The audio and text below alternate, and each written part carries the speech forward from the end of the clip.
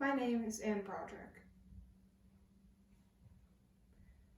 Knitting has united people since its early development in religious traditions, cultural practices, and in rebellions.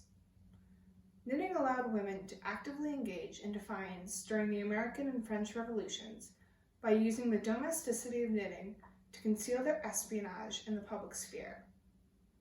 American knitting circles and the practice of French women knitting by the guillotine developed as women demanded equal rights and fought alongside men on the battlefield. Knitting was a powerful act of support during the World Wars as women worked to boost national morale and complete their domestic duty, helping to fight against a common enemy. Coupled with women's more active role in the war effort, knitting acted as a domestic route to patriotic war participation.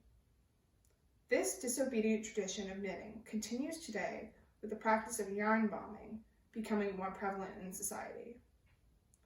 This modern street art shares the same spirit of political involvement and public influence as the knitting circles of the American Revolution, the knitted socks of World War I, and the knitting campaigns of World War II.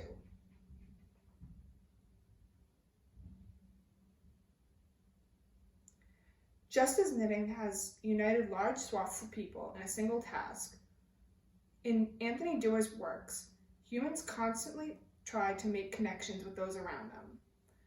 Doerr is an American novelist and memoirist whose writing centers around individuals' connections, or lack thereof, to their surroundings, their families, and ultimately themselves. Dreams reveal characters' greater guilt and their inner isolation due to lack of connection.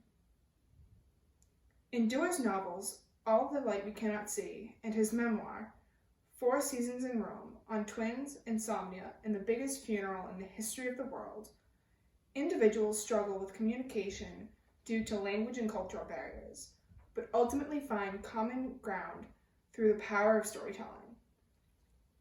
In the conclusion of his stories, Doerr utilizes the challenges his characters face when trying to connect with each other and the world around them, as a way of illustrating that the only thing standing in the way of connection is the individual's attempt to control their environment and reality is their own fears.